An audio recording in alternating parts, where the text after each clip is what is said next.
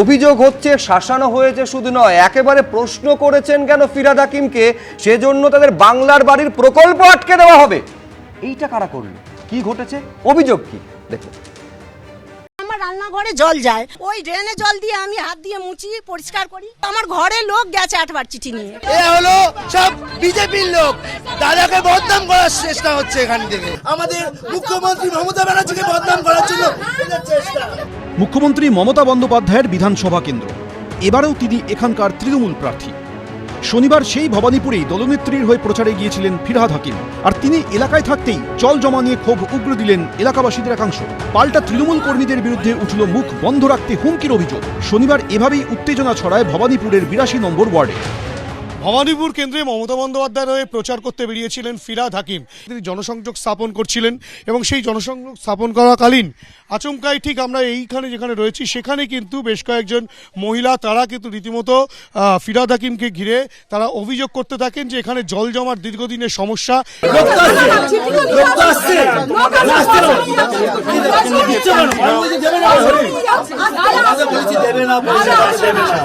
এলাকার বাসিন্দাদের একাংশের অভিযোগ, ভবানীপুরের 82 নম্বর ওয়ার্ডে নিকাশির কাজ ঠিকমতো করা হয় না। এই নিয়ে পুরমন্ত্রী ও মেয়র ফিরহাদ হাকিমকে অভিযোগ জানাতে গেলে তাদের পাল্টা রাজ্য সরকারি প্রকল্পের সুবিধা থেকে বঞ্চিত করার হুঁশিয়ারি দেওয়া হয়।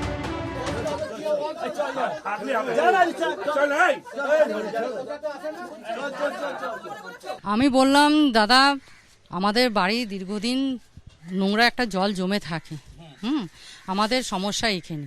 সবাই ছেকে কেন বলছো এতে মিডিয়াতে, আমরা তো খারাপ কোনো পাড়ারই লোকেরা। হ্যাঁ, তৃণমূলই করে তো কে যে বাংলা বাড়ি হবে না। হ্যাঁ শুনছি তো, সেটাই তো এখন বলে গেল কে।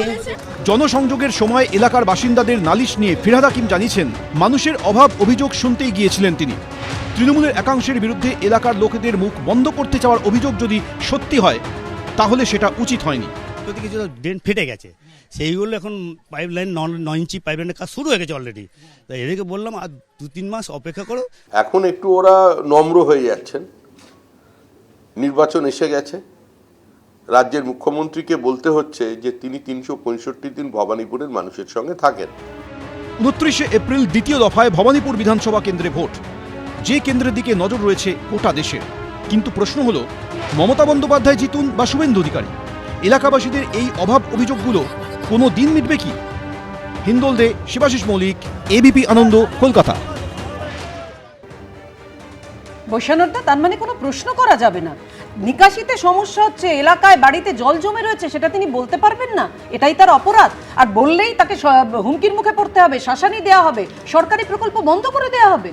দেখুন, অতিরঞ্জিত করে বলে তো লাভ নেই। এই তো এক্ষুনি তো টেলিভিশনে দেখলাম যে কি বললেন ভদ্রমহিলা বললেন, আমি একটা অভিযোগ জানিয়েছিলাম, আমাকে সবাই পাড়ার লোকেরা বললো যে অভিযোগটা কেন জানাতে গেলে আমাদের বললে আমরা সলভ করে দেবো। এইটা হলো বক্তব্য।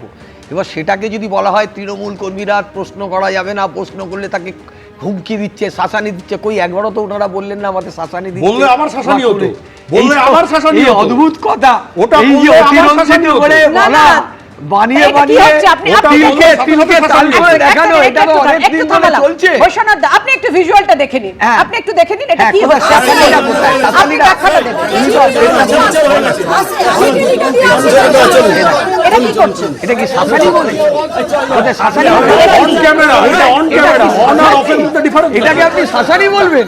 তাহলে আপনার নিশ্চয়ই, আমি আর কি বলবো আপনাকে, যে এটা যদি শাসানি হয়ে থাকে তাহলে তো আমার কিছু বলার নেই। এটা শাসানি, এটা তো বোঝাচ্ছে কাউকে। আর আপনারা জিজ্ঞাসা করলেন এটা কি তৃণমূল কংগ্রেস, তখন উনি বলে হ্যাঁ। আপনি তো অদ্ভুত কথা, একটা ভালোভাবে বোঝাচ্ছে সেটাকে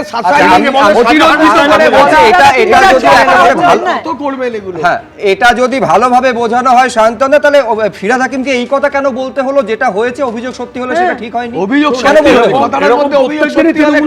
বলে যে অভিযোগ সত্যি হলে ব্যবস্থা নেব, কোনো ব্যবস্থা হয়েছে আজ অব্দি?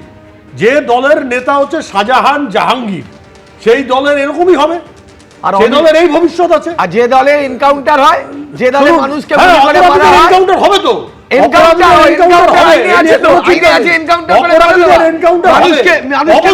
বিজেপি সরকার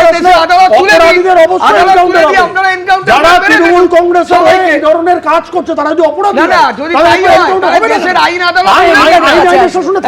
মিতা দি। আইনের শাসন উপলক্ষে সবাইকে এনকাউন্টার করে মেরে দিন, যেটা ইউপিতে করেছেন, গুজরাটে বিজেপি সরকার আমি দুজনকেই থামালাম, মিতা দি, বলতে দিন। দুদিন আগে মুর্শিদাবাদে গেছিলাম, সেখানে একজন কংগ্রেস কর্মী, তার নাম হচ্ছে জিতেন সাহা, বহরমপুরের কংগ্রেস কর্মী, তাকে ওখানকার তৃণমূল প্রার্থী, যিনি কিনা বড় তৃণমূলের নেতা, এবং তার সাঙ্গপাঙ্গরা মিলে প্রচুর মেরেছে। তার বাড়িতে গেছিলাম দেখা করতে। তো রাজনৈতিক সন্ত্রাসের যে ইতিহাস বা হুমকি দেওয়ার যে ইতিহাস, সেটা কিন্তু তৃণমূল কংগ্রেস কখনোই তার থেকে সরে যেতে পারবে না, সেটা সেই ইতিহাস থেকে তারা নিজেদেরকে আলাদা করতে পারবে না। আপনি তপন কুণ্ডুর কথা বলেন, আপনি জয়দীপ জানার কথা বলেন, বা সম্প্রতিতম যে ঘটনার কথা বললাম, যেখানে মারা যাননি কিন্তু তিনি হাসপাতালে ভর্তি ছিলেন, এবং তারপরে যখন তাকে রিলিজ করা হয় তখন আমরা গেছিলাম, সেদিন ছিলাম বহরমপুরে, তো সেদিন দেখা করতে গেছিলাম। তো এইটা বলা যে হুমকি দেয় না, রাজনৈতিক সন্ত্রাস হয় না, এই রাজ্যে যেগুলো পলিটিক্যাল শুট আউট হয়েছে আপনারা দেখিয়েছেন, মিডিয়াতে রয়েছে, পাবলিক ডোমেনে রয়েছে, সেই ডেটা থেকে আপনি কি করে নিজেকে আলাদা করতে পারবেন?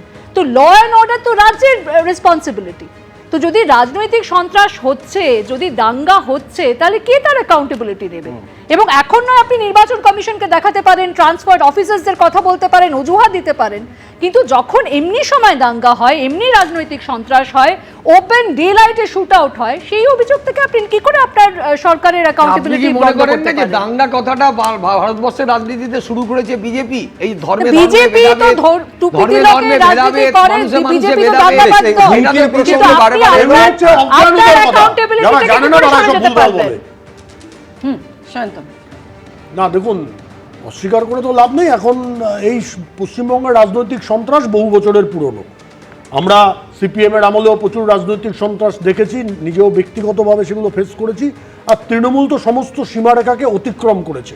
আমি একটু আগেই যাদের নাম বললাম সেগুলো হচ্ছে একেবারে ঘোষিত সমাজ বিরোধী। এগুলো আগে সব সিপিএম করতো, কিন্তু সিপিএম তাদের নেতা হতে দেয়নি। তৃণমূলের সমস্যা হচ্ছে এই সিপিএম যাদেরকে সমাজ বিরোধী হিসেবেই ব্যবহার করতো, তাদেরকে তৃণমূল নেতা বানিয়ে দিয়েছে, আর তারা তার জন্য কোনো কিছু মানছে না।